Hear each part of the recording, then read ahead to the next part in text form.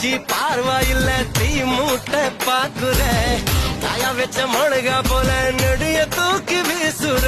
இன்பத்து பாலு நீ இந்திர நாளு வந்து இஸ்திரி போட வாயேண்டா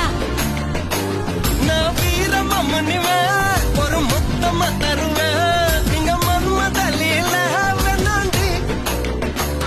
உன் சாவி என் இடுப்பில் நான் பொண்ண ஒரு பொம்மை போலாட்டி வைக்க போறேன்டா பம்பரா கண்ணால பச்சை குத்த வந்தால பம்பரா கண்ணால பச்சை குத்த வந்தால பத்திக்கிச்ச